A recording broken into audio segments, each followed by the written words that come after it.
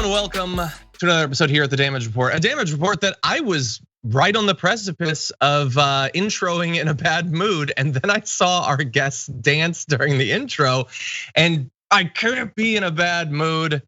Dan Evans returns once again. How's it going, Dan? Always great to be with you, John. You know, regardless of the mood I'm in, if I can spend my day with you, maybe my patience thins a little bit, but I usually end in a better mood. Thank you. And by the way, like the 98% of our guests do not dance during the intro, but on back-to-back days, I guess it was 2 days. On Tuesday, Jason Carter vogued to the intro, and then you broke down a dance to the intro. This is some kind of week. I think it's driving us all batty. But anyway, glad to have you here. Yeah, no. And also glad, by the way, that we're going to be introing your new recurring segment live on the show in a little bit. I'm so glad that came together and the hours of time we took to prepare that. Exactly, it was a carefully produced one, fully scripted, so everyone is definitely going to enjoy that. Everybody who is here, and I'm assuming it's probably less than usual because right now a lot of people are probably watching the train wreck that is going on live as Rudy Giuliani has a nervous breakdown while being paid fabulously to do it. Thank you for being here. Please hit the like button. If you haven't already, you can share the stream and let people know that we're live. Technically, notifications are supposed to go out on all the platforms that we are on, but that never actually works. Tech is the best, but thank you to all of you who are already here. And as we go through our very packed hour plus of news, if you send us comments, tweets, super chats, all of that, we will respond live as we go. Before we launch into it, Dan, anything else we need to? Oh, that actually reminds me. Tomorrow on the program, one thing we do have to address, tomorrow on the program, Brent Ehrlich is gonna be joining me. And as always, we're gonna be closing out the week by throwing the worst garbagey people in the country in the trash. Every week, our viewers get to choose one of those three people. And the way you can do it right now is by heading to the community tab of our YouTube channel at youtube.com/The Damage Report and voting in our poll for who you think best exemplifies being a garbage person this week. Dan, you're not gonna be here for tomorrow's program, but if you had to nominate a garbage person right now, who would it be? Oh, there's some people on the list. We have a pretty good long line of garbage people, but I think I'm just gonna tease it by saying the garbage person of the week tastes like chicken. Oh, wait, I wonder, is that a story we're doing later on? Interesting, okay. Maybe. Okay, interesting, I like that. At first I didn't get it, but I like it. Okay. So, by the way, if you're watching this, if you want some of my initial reaction to the Rudy Giuliani press conference, we have a video that's already up on the channel, which you can watch. I was reacting sort of in real time. I will only add to that by saying that this broken down shell of a man who is representing the most comical attempt to overthrow a democracy in the history of mankind is now sweating so profusely on camera that his hair dye is running down the sides of his face, which I think is a fitting follow-up to the Four Seasons Total Landscaping thing of a couple weeks ago. He is a hot mess. He's the man of the year, honestly, if 2020 is the year we're talking about. But anyway, with that, why don't we launch into other news? Yesterday, we talked about the very narrow attempt by a couple of Republicans in Wayne County in Michigan to not count the votes of Detroit. Because let's keep it real, they didn't want black people's vote to count because they knew it wasn't gonna go for Donald Trump. Well, another person on that has gone viral now in a video taking down those two individuals and pointing out what their legacy will end up being. Take a look at that. You talked about not certifying Detroit, even though you acknowledged that Livonia, a city, by the way, I know you know is 95% white, had bigger variances than Detroit, which is 80% black. We understand, and you've now added your name. So I'm not gonna try to change your mind. I just wanna let you know that the Trump stink, the stain of racism that you, William Hartman, and Monica Palmer have just covered yourself in is going to follow you throughout history. Your grandchildren are going to think of you like Bull Connor or George Wallace. Monica Palmer and William Hartman will forever be known in southeastern Michigan as two racists who did something so unprecedented that they disenfranchised hundreds of thousands of black voters in the city of Detroit because they were ordered to. Probably, I know, Monica, you think Q told you to do it or some other crazy stuff like that. But just know when you try to sleep tonight, that millions of people around the world now on Twitter know the name Monica Palmer and William Hartman as two people completely racist and without an understanding of what integrity means or a shred of human decency. The law isn't on your side, history won't be on your side, your conscience will not be on your side, and Lord knows, when you go to meet your maker, your soul is going to be very, very warm. Damn. Dan, what do you think? Yes, like every time I hear this quote, it fills me with so much energy. Like this is what I think more people would be interested in politics and engaged in politics again if they saw their politicians and their representative officials actually behave like this and defend them in this way. Like he's going in and like there's some people who all of a sudden now that it's looking like Trump is on the way out potentially, these Republicans are returning back to this day of respectability politics where like Matt Gaetz is upset that someone dare brings up his son or whatever in the offices while you have all these horrible things that are going on. Like just think of the horrors that have happened to the Black people of Detroit over the past even 10 years through the recession, through like the lead poisoning that was uncovered by lots of work and journalists and things like that. And to have their vote taken away, the idea that it's gonna be not certified for them, the way that guy said it best, it's going to be a stain on their records in history. And like their grandkids are going to like be kind of disgusted that they're kind of related to this. It's disgusting and it sucks for those grandkids, but like this is so despicable. And I'm glad he really spoke truth to power there. Yeah, and I mean, it should enrage everyone. It should be a bigger story. It's a big story, but generally the big story is sort of swamped by how much insanity is going on in the Trump legal effort to do this sort of thing with variations in so many different states. But that's on Trump and on Trump's legal team. Those two individuals, William Hartman and Monica Palmer, like it is rare that individuals or just two individuals get to be this diabolically racist, but they were given the opportunity and they chose it. And we'll get into in a little bit sort of why they ended up choosing it. But the base of it is they see this city, which is overwhelmingly non-white, and they think it would be convenient if they didn't count. They don't count for me. It would be great if officially they didn't count either. It's sort of like the definition of institutional racism. It is the structures of our government taking an entire community and saying, you can go F off, you don't count for anything. We're gonna keep the racist in charge. So the great rant, we're gonna try to reach out to the guy. Maybe we can get him. It was something, and I'm sure he's going to be, he's gonna be harassed. He's probably gonna get death threats because of this. But the insane times that we're in right now, I think require a strong response. And it's rare we get one as strong as that.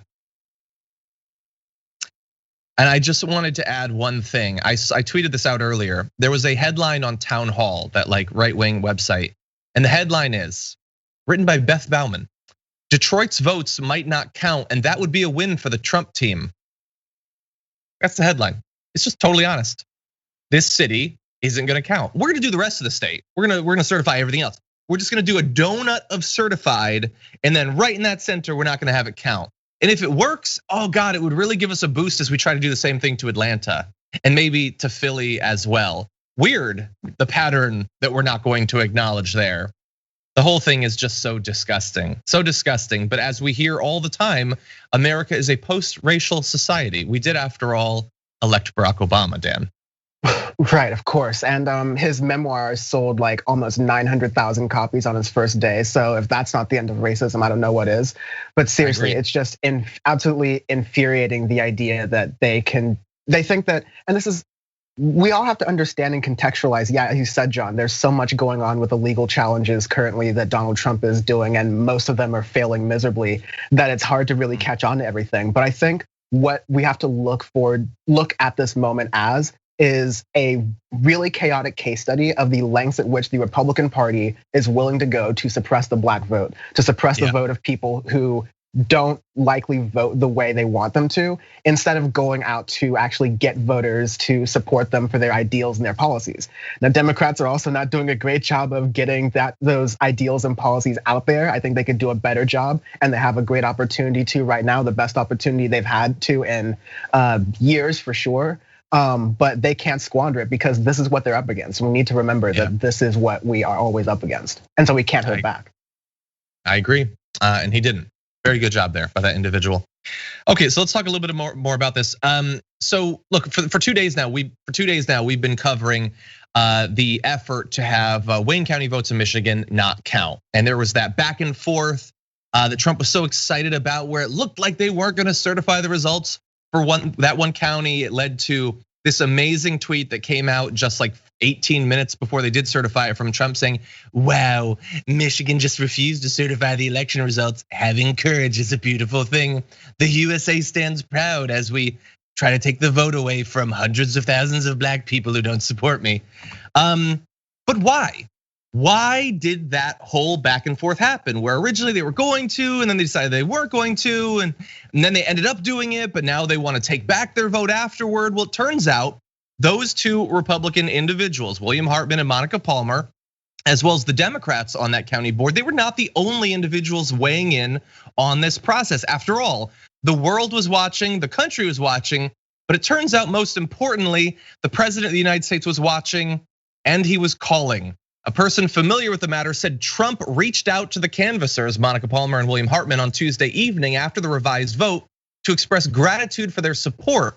Then on Wednesday, Palmer and Hartman signed affidavits saying they believe the county vote should not be certified. So this we had as of very early this morning, the idea that the president had personally called to either, depending on your perspective, put pressure on or support for them attempting to disenfranchise hundreds of thousands of individuals. And it was confirmed by one of those individuals. Monica Palmer said, "I did receive a call from President Trump late Tuesday evening after the meeting. He was checking in to make sure I was safe after hearing the threats and doxing that had occurred." Well, Dan, that sounds like Trump. When his political future is on the line, he's not going to worry about himself. He's just worried about the safety of the little people. That's the guy we know, John. That's Donald Trump, and it's why all the little people voted in overwhelming numbers to keep him in office. Except they didn't. Except like they, in all the cases where like some of the little fraud they found or instances of fraud have just all been found to be fake or Trump cronies who are trying to brush up things that aren't there. But it's one of those cases where the behavior of Trump is very unsurprising at this point. We know exactly how he's going to behave and act. He's going to behave and act in a way that is very self-centered and out to get whatever sort of angle he can to win and victory and look strong, even though throughout the whole process, he's wriggling around like a fish out of water, just like completely weak. And so this side kind of like calling in from the dawn, all puns intended, at the top, trying to say, okay, can you do me one last little favor? It'll be great, it'll be wonderful, fantastic. It's kind of shameless. It's sad that again, we get to see this kind of politics out in the open and see this what it is, which is a blatant attempt at voter suppression to affect people of color. And I am now moving on towards the step, which I don't think a lot of Democrats are talking about right now, of where's the accountability going to come? At what point are we going to say, oh, we don't want to cause divisions in the country by looking at the past record of 4 years and seeing what norms were broken and what laws were broken and holding any of these people accountable. I'm not saying they go to jail, but like something to at least acknowledge that you can't just openly get away with this. Or are you just gonna say, create the precedent where if you get 4 years of utter destruction and chaos in the country where you bring the entire United States to its brink, you get a pass because we don't want it to get worse. We have a chance to set that precedent right now, and we're kind of looking and gawking at what's going on. But at what point are we going to actually make a decision on whether or not we signal to people in the future that this is allowable, that this is something the United States as a country with so-called laws that conservatives love to parrot and defend and say are just and good in the way we should run society? Do those laws actually work to defend the country, or do they work to just defend capital? I think you're 100% right. I worry that we already know what Biden thinks about this, according to reporting from earlier this week. I think you're 100% right. The only tweak I would give to what you said, from my point of view, is I would say continue the precedent rather than establish, because of course Barack Obama was looking forward, not looking back. And I mean, if you look back over the past 3 or 4 decades of American politics, how has ignoring the criminality of Republican presidencies worked for us? We had 8 years of Reagan. Reagan broke the law, started wars, gave away trillions of dollars, all of that. Then we had a Democrat for a bit. George H.W. was this sort of like a weird aberration. We had a Democrat for a while. And then we got George W. Bush, which was like, Dan was 5, so he doesn't remember those years, but it was madness. And a lot of us who sort of became politically awakened and politically active and radicalized during that time were very worried that that was going to be the end of democracy. But thankfully, like Obama suddenly came in, and we had 8 years of Obama, but he was looking forward, he wasn't looking back.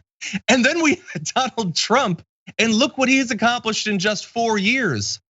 Who is looking to 4 or 8 years in the future? Maybe we have Biden, maybe Kamala gets a term or something like that, and thinks the next Republican will be rational. Who's thinking that?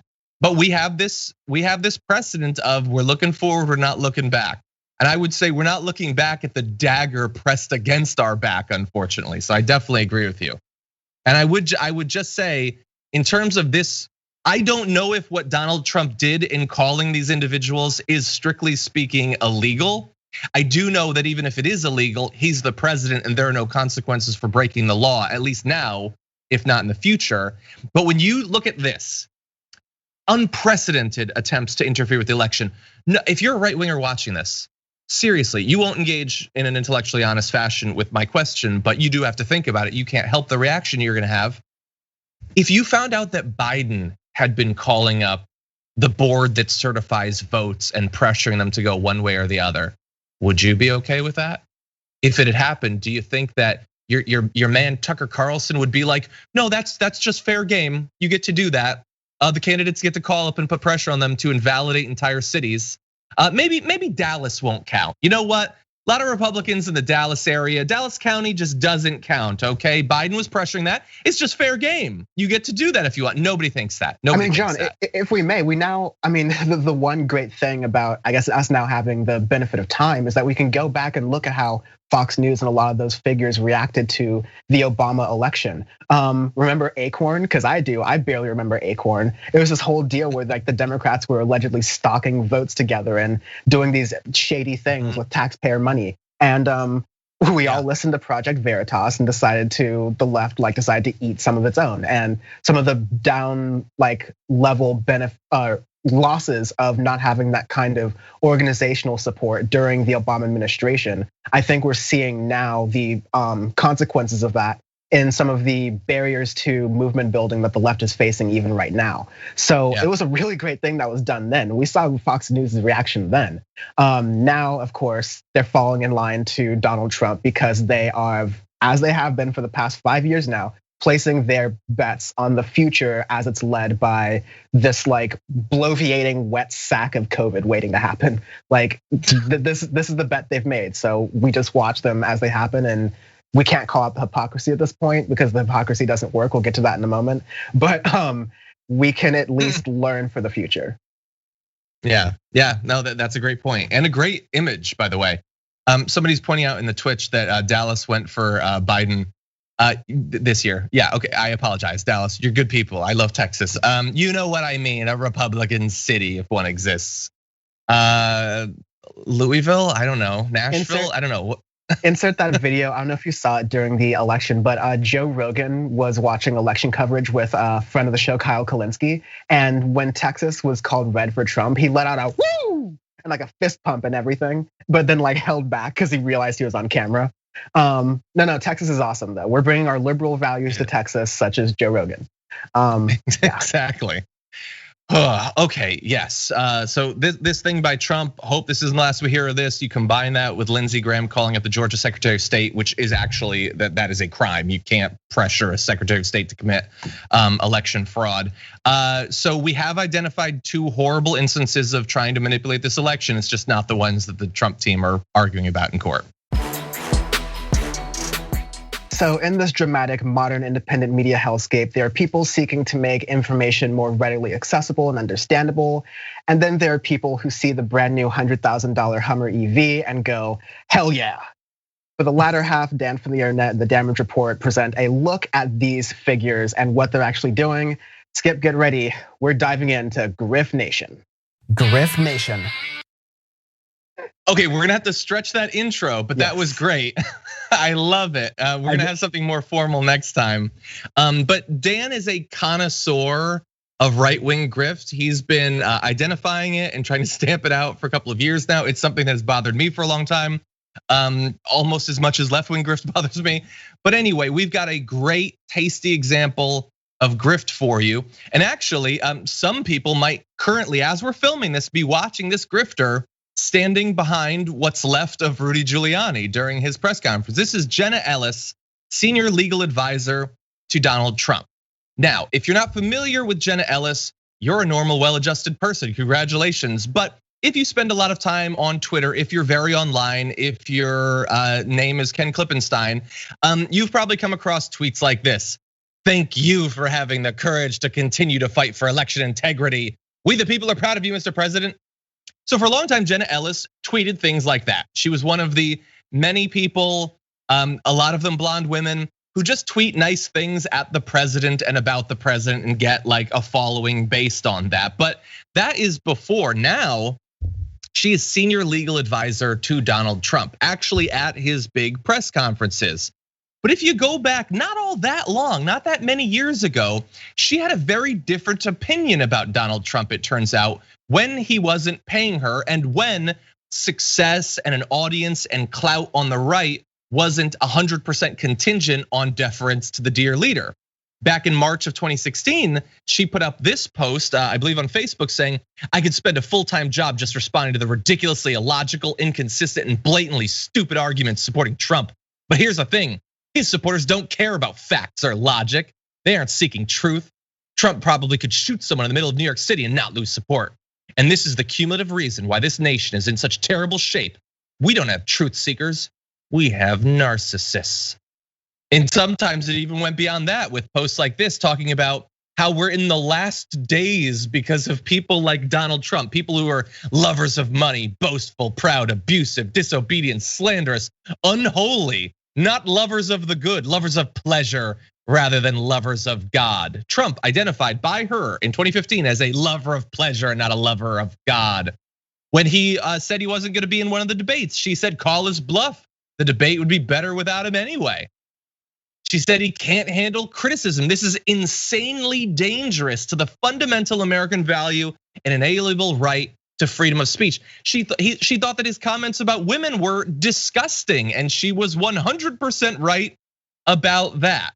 Now, all of that was a few years ago, before the Republican Party was consumed entirely by Trumpism, and thus the shift. We're gonna get to her explanation in a second, but Dan, so far, what do you think about Jenna Ellis? So there are a number of different kinds of grifters out there. You have the kind who's been a Republican all along and they decide to just like go wherever the wind blows and they land wherever the Republican Party is. And that's a savvy political move, sure.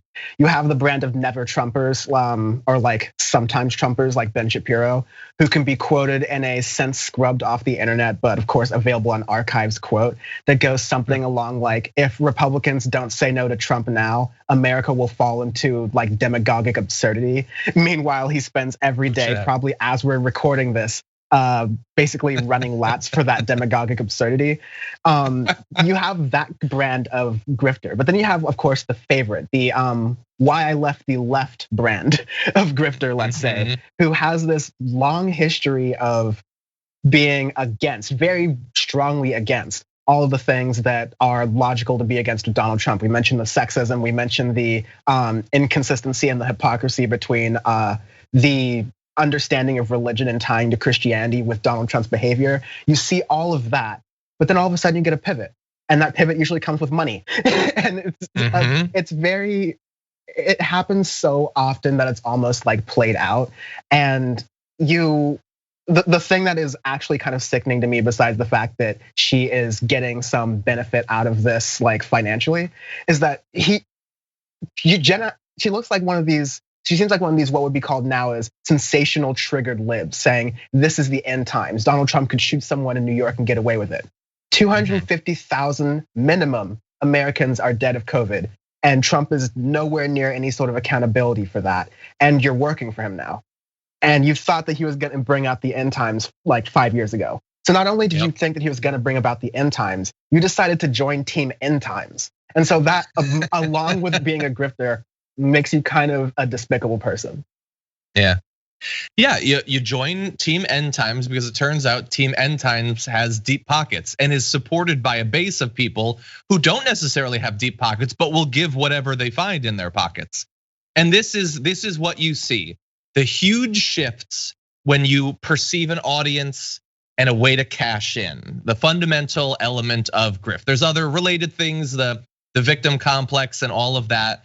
But she was very clear about what Trump represented. And the thing is, she was accurate about all of those criticisms. There were Republicans who hated Trump, but weren't necessarily willing to criticize his worst elements because they, still being conservatives, are okay with some of that. They just would prefer that Ted Cruz is the president rather than Trump, that sort of thing. She correctly identified much of the problems with him, but now she's being paid. I don't know how much, but senior legal aid, probably a good amount. I mean, Rudy's making $20,000 a day apparently.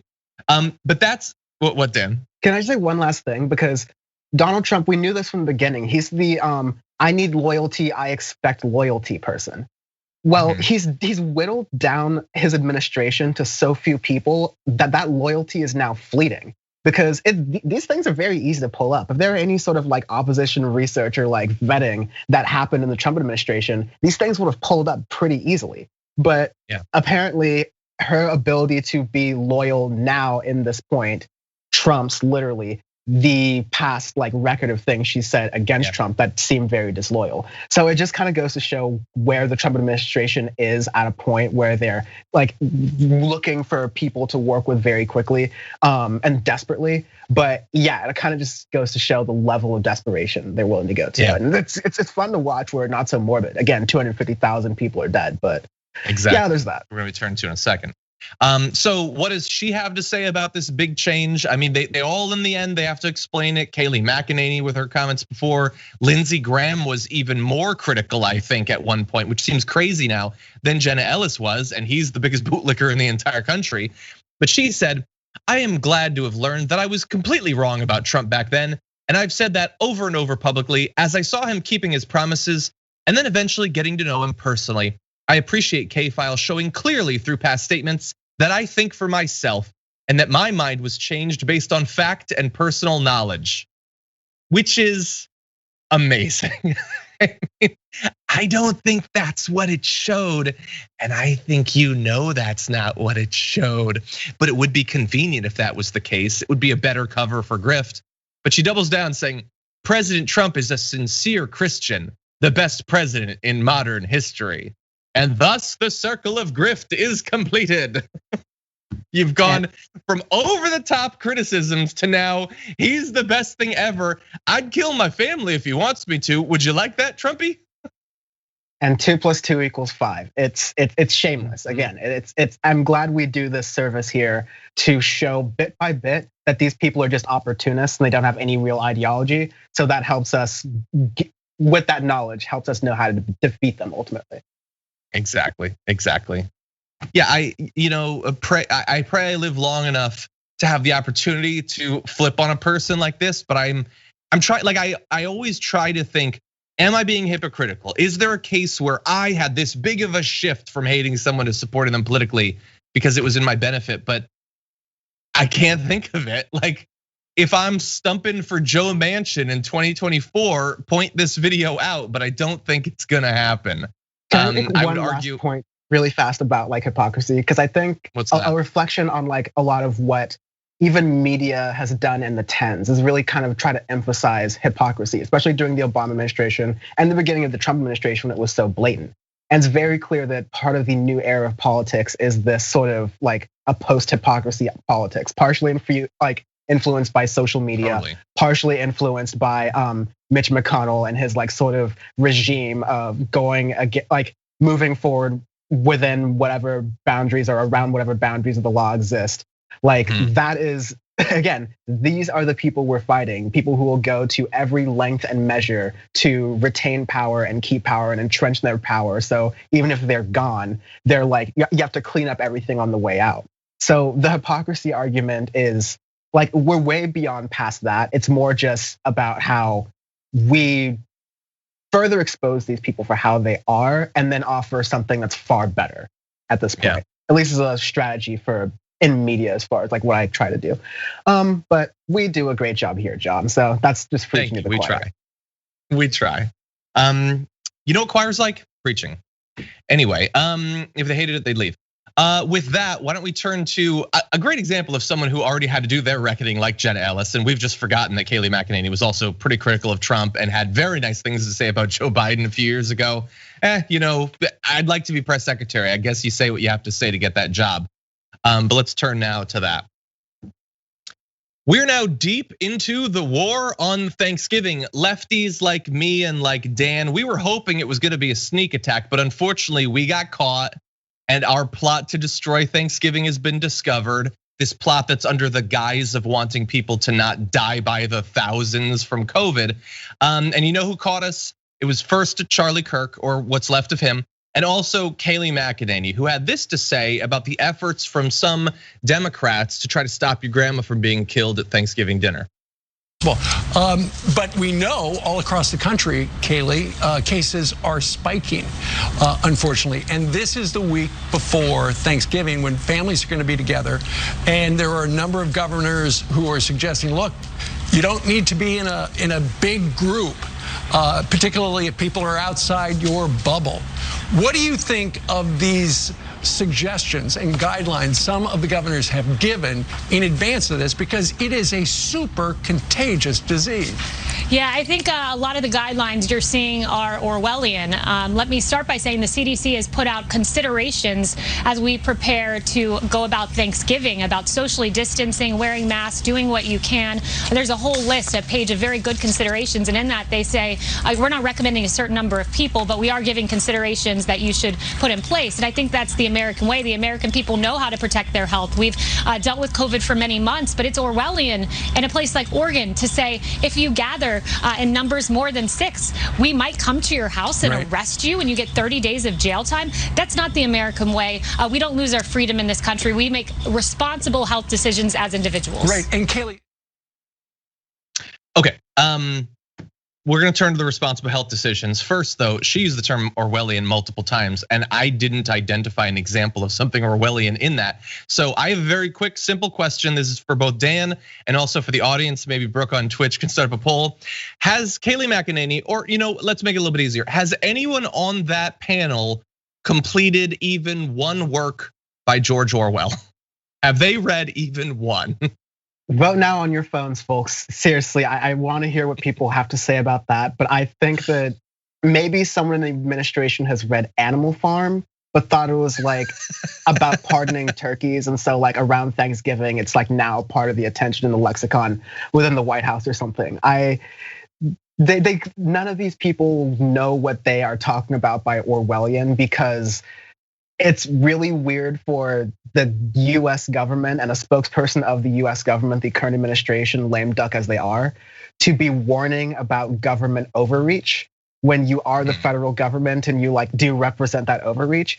But like, never mind to be said, the Republicans missed a real opportunity to kind of kill the Democratic Party in the last couple of months of the COVID relief, because if they could have let go to some of their overall ideology, they could have tied the idea of lockdowns, which do help prevent the spread of COVID, with economic relief and say, okay, because we're gonna lock down, we're not gonna completely leave people out in the cold. We're going to do what some European countries have done, which is create programs that supplement your income or your insurance so that during this time where you have a gap in working, you're covered and everything stays the same. You're not completely left out in the cold.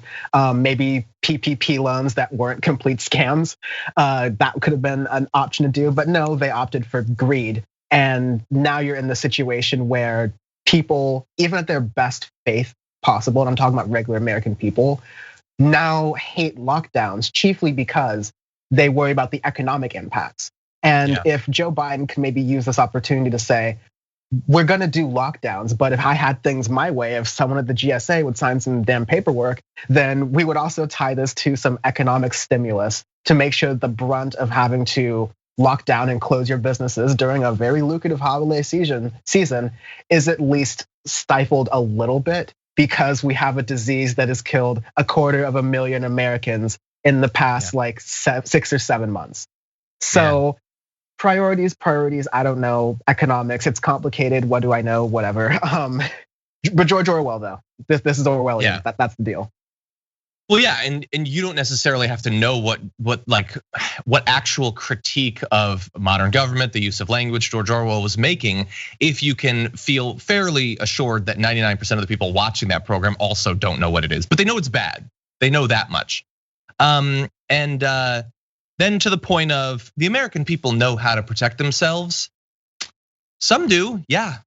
Some people have gotten the information. Some people have regrettably been left behind by the education system as a general thing. And then later on top of that, they've suffered for more than half a year of misinformation about the pandemic, up to and including the video clip that we just played. They might have known, and they might have protected themselves if all of the people they trusted in media hadn't kept telling them that it was a big hoax, that it didn't actually matter, that they should go and have big Thanksgiving gatherings. They're still being manipulated, and we shouldn't be surprised. The Trump administration didn't care to stop people from the death toll from continuing to go up back when his reelection hypothetically was being affected by the death toll. Now that he's lost, what are they gonna start being responsible now? And so this is what you get. You get someone like the representative of the president saying, you know what, you decide. You just decide, don't worry about your state government, your local government. You're not gonna have to worry about the federal government because they ain't doing anything. You just do what you wanna do. And as of right now, the poll that we have a very reasonable Twitch audience, by the way. 3% say they've read several, either several people on the panel or one person has read several of those books. I think it was about 21% said yes, one of them is completed, and over 70% were like no. They're actually not bad. If you've suffered through Ayn Rand, you can get through most of Orwell in the time it takes to read The Fountainhead. Yeah, but anyway, and folks, like, Orwell is very sort of like, maybe this is like educational elitist speaking. It like is something you should read, but should not be like the basis of all you understand of political knowledge, because there are some things that Orwell was a little like weird about too. But like with anything, just broaden your perspectives. Read some Orwell. Read some other like actual political thinkers. Just broaden your reach. Absolutely. Dennis Prager, I believe, has a really good documentary coming out soon that should be very informative. But yeah, doesn't he run a university? I think he runs a university. Anyway, that's Orwellian. Prager you, Orwellian since whenever. But let's turn to, do the people know how to protect themselves? Are they being protected? Let's talk a little bit about how bad things have become. Throughout this week, we've been tracking the numbers for COVID throughout America, because remember, we were told two things over the past few months. One group of people, I'll call them scientists, we're saying that we are going to have a dark winter. It is going to be dark times. The numbers are going to go up, partially because it's going to be cold. People are going to be clustering more together. You have the interaction with the actual flus, which COVID is not like, but the flu also still exists, and all of that. Then you have this other group of people that were telling us COVID is just going to go away after the election because it's not really here. It's made up. It's a hoax. You had people like Eric Trump saying that in advance of the election. Right after the election, Dave Rubin said, can we at least now dispense with the hoax of the pandemic? Well, the pandemic isn't ready to dispense with the hoax of the pandemic because the numbers have continued to go up. Most recent daily report from the COVID tracking project shows 164,000 cases and 1,869 deaths. We are damn near close to 2,000 deaths again. The highest death count in one day reported since May 7th. We have gone back, we've shot back before the second wave. We're now back into the first wave of deaths. And when you look at those charts, look at those curves, the cases shooting up, there is every reason to believe that in a couple of weeks, that 1,869 is gonna look like good times.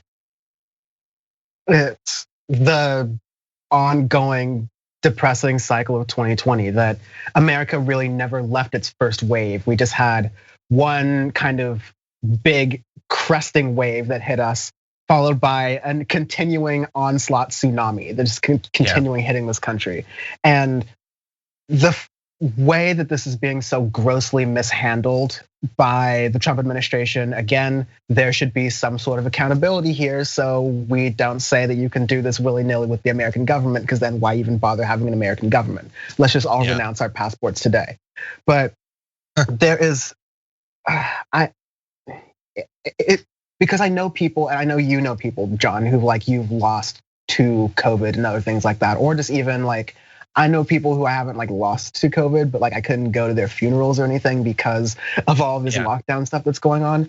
And it's difficult, but because these people are so steadfast in a lot of their beliefs, they are continuing to let this happen, because these are the numbers that we're seeing on a lag, because we don't know the day of numbers all the time. We get some reporting, has to go through some processes, has to be checked and tested, and then these numbers are released. So we're kind of seeing what happened 2 weeks ago when people started getting infected. That was just October.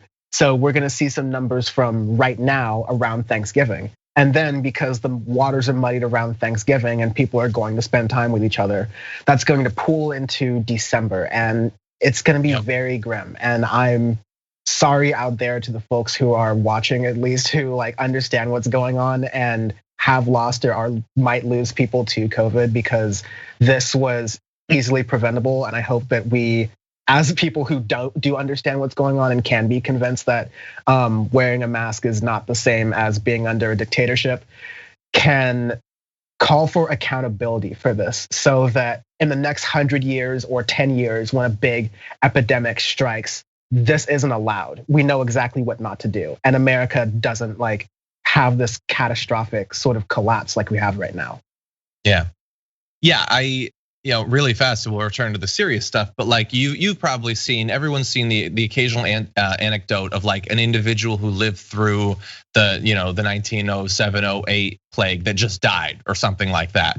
So presumably there are people who are being born now who've lived through this one, who in 75 years, when like Barron Trump's grandkid becomes president, we're gonna have another terrible pandemic. That's what it's looking like. So these numbers are just terrible. I'm glad that you acknowledged the lag time. There's a few doctors who've been writing quite a bit about this on social media. One, Jorge Caballero, said, due to administrative delays in death certificate processing, today's death toll actually reflects persons who died 3 to 6 weeks ago. That means 250,000 US persons died of COVID as of 3 to 6 weeks ago. And if the case numbers are still going up, what is it gonna look like in a few weeks? What is it gonna look like on Thanksgiving? What sort of Christmas present are we gonna have this year if these numbers continue? And if they're given a shot in the arm by the biggest nationwide gathering that we'll have had yet during the pandemic, it's gonna be terrible. And in many parts of the country, it already is. This is dark. Take a look at this chart. They had to add new colors to the COVID exit strategy maps because the highest level, like over, I think it was 25% positivity rate for tests, too many states all had the same color, so they added more higher thresholds to differentiate it. For 30 and 50% positive on COVID rates. And you can see that band of 50% sort of stretching through the country. The governor of South Dakota that we talked about on yesterday's show, having the highest COVID positivity rate yet in the country, one of the highest in the entire world right now, gave a press conference about Thanksgiving and mandates and encouraged cities that didn't want to participate in them to not participate in them. Because we all know what we need to do. We get to choose. We love liberty. We love liberty, and we love lots and lots of funerals. That's what we love in America. If there is one silver lining out of this, John, I know we mentioned that and acknowledged that I was basically a zygote when 9/11 happened, but I have this warm memory of back when American life was dictated in colors, like back when you had the terror alert warning level system and you had all those colors like, oh, Ma, what's the weather like outside? Is it an orange? Is it a red? Or are we at yellow today? Oh, that's great. I can go play out with my kids. So now we have like a COVID color chart, and there's even some like nice purples and lavenders in there. So that's another thing I can check in the morning. It's cool. Yeah, that'll be fun. I mean, what color are they gonna bring in after this? Like, Like they're going pretty dark with those purples. Like, does it suddenly go into a good green or something? I don't know. Something toxic though, I know that. Ultraviolet. Okay, ultraviolet, perhaps the flavor of the monster I had a couple days ago. This might be one of the worst stories I have ever covered on this channel. It involves meatpacking plants. Now, this is a topic that we have returned to multiple times through the course of this pandemic, because it's been very clear from early on when pandemics started to break out in these environments that they didn't seem to care about whether their workers lived or died. And we have unfortunately, tragically found a slight way that they care, but it's perhaps even more sickening than a complete lack of interest. A wrongful death lawsuit tied to COVID-19 infections in a Waterloo pork processing plant that we've talked about that literal plant before on the show, alleges that during the initial stages of the pandemic, Tyson Foods ordered employees to report for work while supervisors privately wagered money on the number of workers who would be sickened by the deadly virus. There is a lot more, but let's pause on that. So they were forcing their workers to come back, even though many of their workers had already gotten sick. They were spreading it freely inside of the plant. They were forced to work or else they would be fired, and some had already died. And meanwhile, their managers made a game out of it, a game out of how many would get sick, would get maimed, would die. This is literally Deadpool. I mean, like not the film, but like this is the concept of a Deadpool. You're betting on the likelihood of a person or a group of people dying, except those people are the people that you manage who have families and loved ones who are supplying food for the entire country. And you have decided to treat their lives as so like flies. Like I'm sure these people take care of their pets or like would take care of a cat or a stray animal much better than they are doing this right now with regular human lives. It's disgusting, not only that they're doing this, but that the system is set up in which any of these people have that kind of power and have that ability to do so. Again, accountability needs to happen. Exactly, and like I don't see how, even without this story, all of what we've previously covered, and you can search the damage report, honestly, search Tyson, search Waterloo, and you'll come up with these stories, how their like entire management team, the owners, the CEO haven't been dragged off to prison already, but this is even worse. And so I'm just gonna rapid fire go through some of the elements of this because every portion of it is absolutely disgusting. Earlier this year, the family of the late Isidro Fernandez sued the meatpacking company, alleging Fernandez was exposed to the coronavirus at the Waterloo plant where he worked. The lawsuit alleges Tyson Foods is guilty of a willful and wanton disregard for workplace safety. So if they were, what would that look like? A wanton disregard for workplace safety. Well, Fernandez, who died April 20th, was one of at least 5 Waterloo plant employees who died of the virus. According to the Black Hawk County Health Department, more than 1,000 workers at the plant, over a third of its workforce, contracted the virus. I would argue that is what a willful and wanton disregard for workplace safety looks like. But that's sort of the beginning, okay? We get hit by the virus, maybe they couldn't see it coming. They totally could, but let's say maybe they couldn't see it coming. What they choose to do after that point, and so far this is stuff we've already talked about, gets even worse. So we're gonna update you. The lawsuit alleges that despite the uncontrolled spread of the virus at the plant, Tyson required its employees to work long hours in cramped conditions without providing the appropriate PPE and without ensuring workplace safety measures were followed. A county sheriff visited the plant and said the working conditions there shook him to his core. And then they have the individual plant manager who apparently got into this cash buy-in betting pool for supervisors to see how many people would get sick. Let's see, we've got John Casey, an upper level manager at the plant, alleged to have explicitly directed supervisors to ignore symptoms of COVID-19, telling them to show up to work even if they were exhibiting symptoms because it's just the glorified flu, he said. It's not a big deal and everyone is going to get it. Well, that's sort of a self-fulfilling prophecy with your attitude. Yes, almost everyone at the plant did get it. Let's see, we have him intercepting sick supervisors who are about to be tested and telling them to go back to work instead of actually testing. They allowed a man to continue working after vomiting on the production line during an international pandemic on the line in a place that produces and ships food. But after all, you can't have a person miss a half day of work after all. They've got people denying the existence of confirmed cases, but I wanna jump ahead because they also had this, which is possibly the greatest intersection of the capitalist profit at all costs motive with the horrible outcomes during this pandemic, Tyson paid out $500 thank you bonuses to employees who turned up for every scheduled shift for 3 months. So think about what that means. You'll get a bonus, so they get to pretend that they're helping their workers. Their workers who, by the way, they're forcing to work or else they will be fired during a pandemic. And if you miss one day, you don't get the $500. So 2 months into that, when you have a fever, what do? You could stay home, you could do the responsible thing, but you desperately need this money and it's contingent on you going in every single day. So Tyson knew exactly what they were doing. And the case toll, the death toll has shot up as a result of that. This is absolutely sickening. I doubt that there will be any legal consequences whatsoever for any of these supervisors, some of whom are being named in the lawsuit. But from top to bottom, the management should be taken out of there. Some of them obviously have legal liability. They should be sent to prison. Others should not be in charge of workers for the rest of their lives. This is absolutely despicable. Yeah, when you mentioned the point there where you had the worker who was so sick that they vomited on the production line. Remember, this is for food, not like Xbox Ones. This is for food.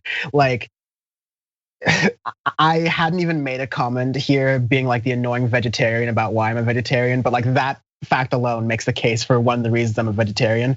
Our meat and food system, and I'm not blaming people who eat meat here. Our food system is evil, not just to the animals who like are an afterthought in the story, unfortunately, but they're being tortured and of course like harmed in this entire process. But the people themselves who are working there at this plant across the country. Tyson's not like a random sort of like hole in the wall thing. Like you could buy Tyson frozen foods like everywhere. They're all around the country in like almost every single store. So it's a very big responsibility that I appreciate that they understand they have here as a food distributor.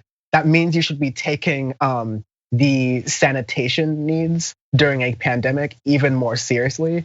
And what happened in response to that, Tyson made it clear through the dead pool of employees, through incentivizing through money. There's no kind of incentive like that. Incentivizing through money for people to work through their sickness in order to get food out of the production line. It shows that they don't care about sanitation. They don't care about cleanliness. They don't care about their food. And so we're hearing about Tyson. I'm sure some of these things are happening in other food places as well. But especially as lockdowns start to commence and there start to be runs on food, be very careful and cautious about the stuff you put into your body. Exactly. And remember, this is the most recent disgusting thing that they've been doing. But even in the run up to the pandemic, the Trump administration was letting these meatpacking plants, specifically for pork, increase their line speed, reduce the oversight of supervisors, increase the threshold for how much feces could be in the meat, how much hair, genitals specifically were mentioned. You could have more of that in your meat. This is the same place that had they denied bathroom breaks to their poultry workers, made them wear diapers, according to an Oxfam report a few years back. These are places that were run in an incredibly evil fashion before the pandemic, and what do you know? They stuck to their guns. It's really honestly perfect. Like they are. It is basically they are not humans anymore. The management, they are avatars of capitalism that look out on that production plant floor, and they don't see animals, they see meat, and they don't see human beings, they see meat. They regrettably still need this human meat to pull levers and advance a line, but they don't feel any more ethical attachment to any of the meat, human or animal, in that room. It is absolutely disgusting in every way, morally, ethically, and in terms of the food itself. 100%, John. Okay, let's totally mix things up and go from that to something significantly lighter. Some might say nonsense, but we're gonna talk about it either way. As of just a couple of days ago, Twitter decided that tweets and all of that isn't enough, so they're gonna do what literally every social media site is doing, and they added stories. In this case, called fleets. Although with my limited experience with it, it looks and functions seemingly identically like the stories. I don't even know how it's legal. It seems like it's got to be breaking some sort of law, but they're now out there, and Not everybody likes it. I think I've been pretty clear in this intro. Even people like Representative Alexandria Ocasio-Cortez says, does the fleets thing stress anyone else out? Like, I use Twitter to get away from IG stories, not have it follow me around on every platform, reminding me that I don't have makeup on. And Dan, I know that you're both from the internet and often on the internet. So I wanted your perspective on this. What do you think about Twitter getting in on the story game? I mean, it's a good time, honestly, for Twitter. I'm gonna take a very rare position, John. You might be surprised. And this is gonna be called indefenseoftwitter.com. All right.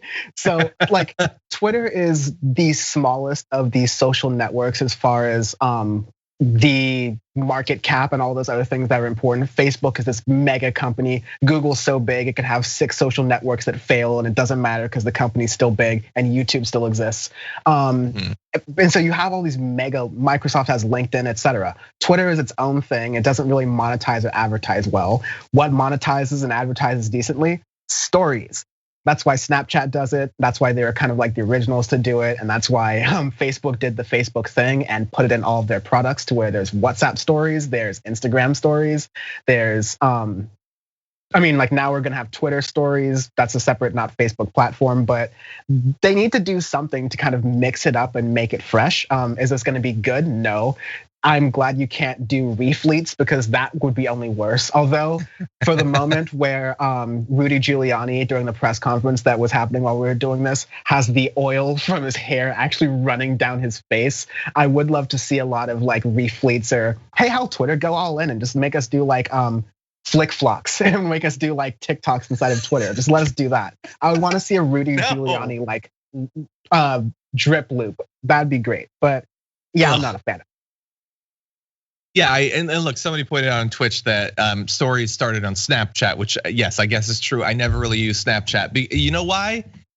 Because it's too much already, everybody. I'm already everywhere. I don't want to do everything. And that's not a new thing. That's been going back to even this. I barely use Instagram. Come on, it's too much. And having to do everything everywhere. Why couldn't the different platforms be different? Why couldn't you put your pictures on Instagram? You put out your stupid thoughts about food on Twitter and never the twine shall cross or whatever the expression is. And then on Facebook, you get conspiracy theories from your uncle. That's what these are made for.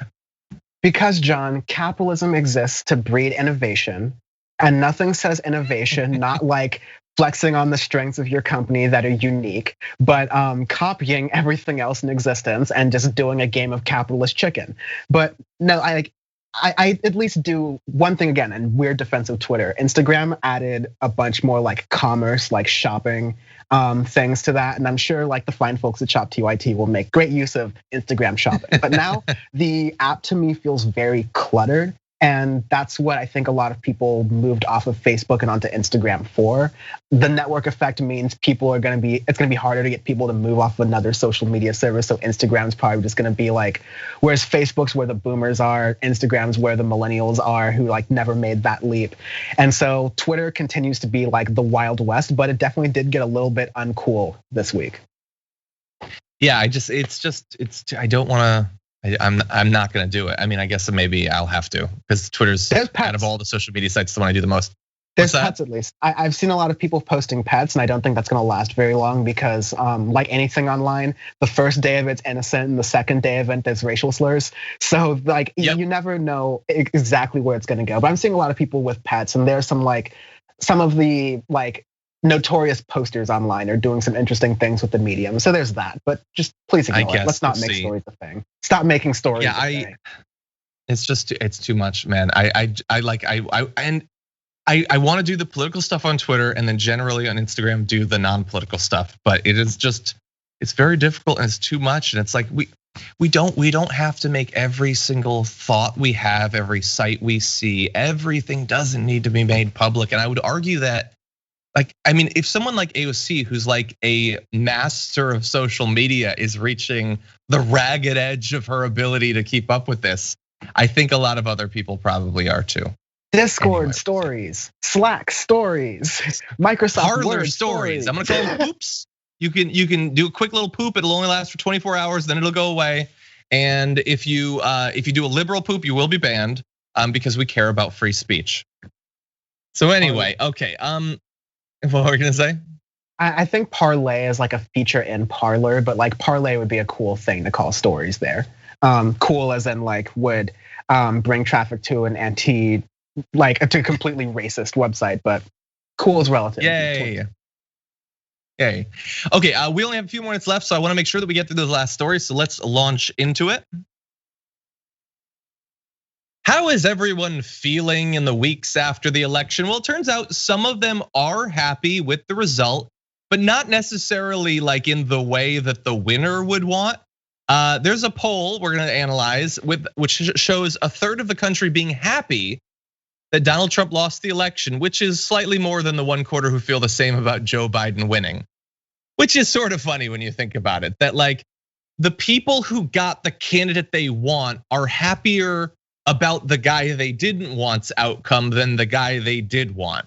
Which I suppose, considering how Donald Trump has dominated the discourse for the last few years, isn't necessarily so shocking, but it is sort of weird to focus on for at least a moment, Dan, that we're not that excited about Biden specifically. It's definitely weird, John, but having had the unique pleasure of going through most of the election cycle and season with you, I think we've kind of seen this idea sort of telegraphed that at this point, the Democratic Party and the Democratic base is not excited about Joe Biden so much as they're excited against the idea of Trump and everything he sort of stands for. And then once you get out of that, you have this sort of vacuum and where you're getting a lot of discourse is what does getting rid of Donald Trump mean? Does this mean we're back to brunch and racism is over, or does this mean the struggle continues? And everything sort of breaks down past that. But for as far as where this poll is coming from, yeah, Donald Trump was the bigger motivator, I think electorally broadly, and I think with moderates as well. It was the biggest motivator against him in the election, as opposed to people being very particularly excited about Joe Biden.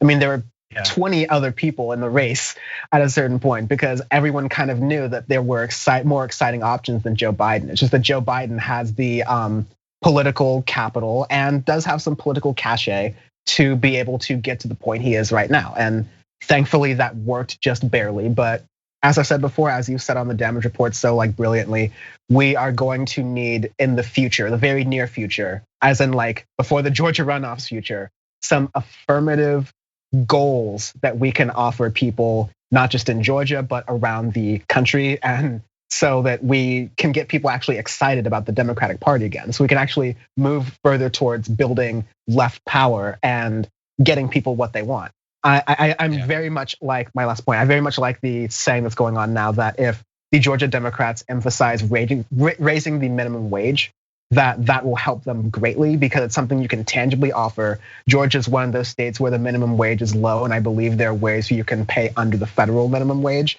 And during COVID, that's a damn no-brainer. So I think that's something they should do. Yeah. Yeah, and not far away, off in Florida, that ballot initiative to raise the minimum wage actually passed in a time when the Democrats lost. Maybe ally with the thing that people actually want. Really fast, attached to this a bit because it seems sort of fun. It seems sort of weird, I guess, on a political show to really focus on whether people are happy or whatever. But we've been through a very difficult time, and I don't necessarily focus on mental health and wellness all that much, but I do care about it at least a little bit. I occasionally have talks with Anna Kasparian, who talks about it often, and so it would seem as if people are so happy, and you've got like 73% of the Biden voters being happy that Trump lost, that means that maybe we're entering into a period where there will be happier. But my question is the relationship between Trump and the country really changing as much as it might seem like it would? From him being president to him not being president, are we going to hear that much less about him? Is he gonna talk less, have less appearances? Is the right-wing media gonna focus less on him? I'm not exactly convinced at this point, Dan. What does your gut say? I think to some extent, I think it will change and adapt because Donald Trump had a lot of free media attention from what we consider to be mainstream media sources. Fox News is mainstream media because they get a lot of views and they're available everywhere. So I lump them in, but we've traditionally think of like ABC News and NBC and all those other outlets, CBS, PBS, NPR, all those as mainstream outlets. And Trump is gonna continue to get some coverage in there. It'll probably be significantly less because like God willing, he's not the president and he's not in the Oval Office anymore. And so everything else that's around that is just covering the circus. But I think the CEO or like head of the time of programming at CBS at a certain point right before Trump won, gave up the cards and said, look, Donald Trump winning is good for ratings. Like it's good for us here when we are like trying to get numbers up for advertising. And so there will always be that incentive for the media to cut to some elevator shot of Trump at a golf course announcing some new weird scheme. Like we could absolutely be living in a loop, John. Of course, we absolutely can be living in a loop. Yeah, that is possible, and I'm sure Rudy Giuliani will be involved in some way. Ugh. Anyway, Dan, as always, thank you so much for taking time out to join us. We miss you here. I mean, right now it's just me, but when more people are here, I'm sure they're gonna miss you in this building. And it's great when you make time out to visit. Great to be here, John. Shout out to everyone working behind the scenes at TYT. Miss y'all. Hope the best for y'all. And also find me twitter.com/Dan from the web, youtube.com/Dan from the internet.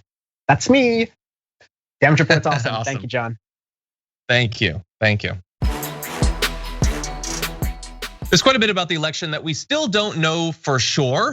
The actual results are, for some reason, being disputed to this day. But there are a few things that we do know quite a bit about, and that is how the people, when given the chance, weighed in on the topic of drugs, legalization, decriminalization, and all of that. And joining us now to break down an awesome article about that aspect of this election is politics columnist for Business Insider, Anthony Fisher. Welcome back to the Damage Report. Thanks for having me back. Glad to have you here. So we did an initial roundup after the election of some of the ballot initiatives and things like that happened. And it was one of the sort of standout things that marijuana legalization took off, even though it didn't seem like the media was talking about that topic very much. You actually call it sort of like the winner of the election itself. Yeah, I mean, there were a lot of jokes about drugs being the winner of the election, and that's cute and all. But we're the winners of this election because red states and blue states, wherever it was on the ballot, liberalization of drug laws won.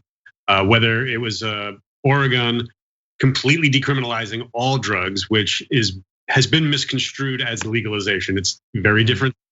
There were several states where full marijuana legalization, recreational legalization was on the ballot, specifically in New Jersey, which is a very big deal and makes marijuana legalization in New York almost an inevitability. And even in states like South Dakota, they voted to decriminalize medical marijuana, or they approved medical marijuana, pardon me. So wherever it was on the ballot, it didn't matter any culture war business, it didn't matter any economics. Everyone said they're tired of the drug war because it's much like alcohol prohibition in the 20s, it's a failure. The winners are brutalizing gangs and cartels, and it also empowers the police state. The federal drug apparatus, local cops getting federal money to fight the drug war, and everybody has kind of realized that drugs are still, you can get drugs wherever if you're motivated enough to do so, and the blood, life, treasure, all the people in prison, all the lives ruined, all the children that grow up without fathers. This is the result of the drug war. This is the legacy of the drug war. And so whenever it was available for people to say, I would like to tone this down a bit, they took it. Mm-hmm. That's interesting. I hadn't thought specifically about the impact of New Jersey. We'll go broader in a minute, but you say that it makes the legalization in New York sort of inevitable. In practice, is it going, like if you're living in New York City, is it going to feel effectively like it's legalized even in the run up to perhaps, in 4 years, maybe it's on the ballot? Well, first off, it's very unlikely that it'll be on the ballot in New York. We typically, I'm a New Yorker, pretty much a lifelong New Yorker, and we very rarely have these kind of sweeping initiatives on the ballot. But it has been, the state has been fully dominated by the Democratic Party for the last 2 years. The legislature, the governor, and they couldn't get a deal done because, rightfully so, some representatives of heavily black communities, lower income communities that have been disproportionately negatively affected by the drug war. They want guarantees through when marijuana is fully legalized. They want guarantees that their communities will be able to benefit from the profits that are made at the dispensaries. It's an important issue. In my opinion, it shouldn't be the deal breaker that it's been for the last 2 years, because as long as marijuana is in any way criminalized, criminals are going to be the winners of this and people are going to be the losers. So it's not going to be on the ballot. My hope is, especially after COVID, Andrew Cuomo has gone on the record after previously being very, very much against marijuana legalization, saying it's time, it's past time, and we actually should do it to fund the deficits caused by the COVID pandemic, which seems like a no-brainer. Like, put fewer people in jail, have cops having fewer bad confrontations with citizenry, and make some money. Cultivating and selling a product that is already widely available and widely popular.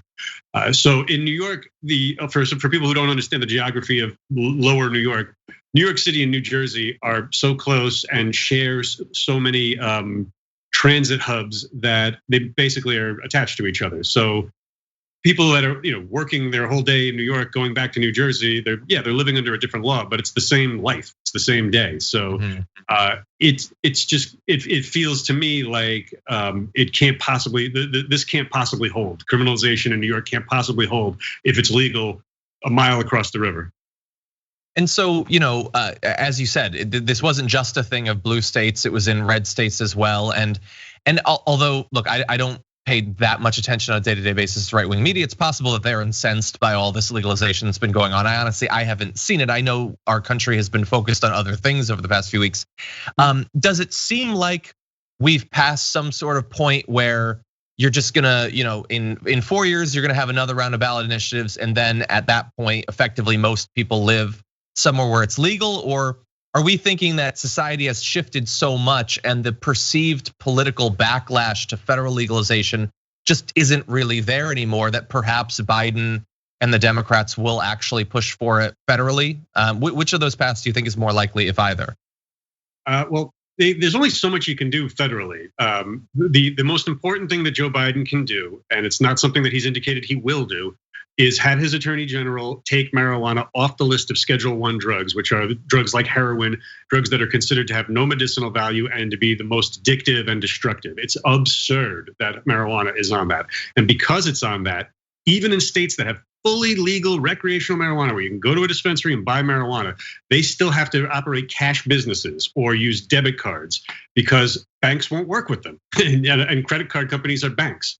So you're creating a dangerous situation where these places that are selling legal recreational marijuana are now loaded with cash. They're a robbery target, and you're also missing out on a whole lot of tax revenue. So that's one thing that I think is possible. Likely, I don't know. Joe Biden's given me no reason to believe he will ever be ahead of the curve on liberalizing drug laws. But I will say this, that on a bipartisan basis, the American public is overwhelmingly for the legalization of marijuana and for the decriminalization of a whole lot of other things. I've seen some conservative, socially conservative pushback to specifically Oregon's, pretty revolutionary proposal to decriminalize all drugs. I've seen some backlash to that, but in general, even people who are pretty staunchly on the right, and certainly people who are pro-Trump, feel like it's not anyone's business. It's not the government's business if whether or not you smoke marijuana or whether your neighbor does, whether you imbibe or not. It doesn't affect you. And if anything, most people have probably known somebody whose life was ruined for a petty drug charge. So I do pass the point of no return as far as states. I think the states, it's just going to be inevitable. It's going to be a domino effect. Federal, like whether it's going to be by an act of Congress, I don't hold that much hope. And I can't even say I'm cautiously optimistic that Joe Biden will take marijuana off of Schedule I, but I'm hopeful. Interesting. And look, perhaps my last question, you might have already sort of answered it, but just because I don't necessarily follow all the states, has there been any instance where there's been backsliding on this, where it's been either legalized by the legislature or by a ballot initiative, whether decriminalized or actually legalized, and then they've gone back and restricted it further? Have we seen that in any cases in the US at the state level? Well, the only case that I could say that's even sort of like that, and it's a loose analogy, would be New Jersey, because New Jersey legalized medical marijuana a very long time ago. but I believe it was right before Chris Christie took office. And when Chris Christie took office, he basically did everything he could to prevent dispensaries from opening. So I think at one point in Christie's second term, I did a story about medical marijuana in New Jersey, and I believe that there were 2 legal medical marijuana dispensaries open in the entire state. They were only open a couple days a week by appointment. Yeah. Might as well not have existed at all. So there have been instances, and again, now that we're going back almost a decade, where a state backslid on drug law liberalization, but that's the only example I can think of. And think of how far New Jersey has come since then to full legalization. Exactly. Well, everyone, if you'd like more information about the impact of this election on drug laws nationally, Anthony's article is available at Business Insider called "Americans Have Declared the Drug War is Over." You should definitely take a look at it. And as always, thank you for joining us. Really appreciate it. Thanks for having me.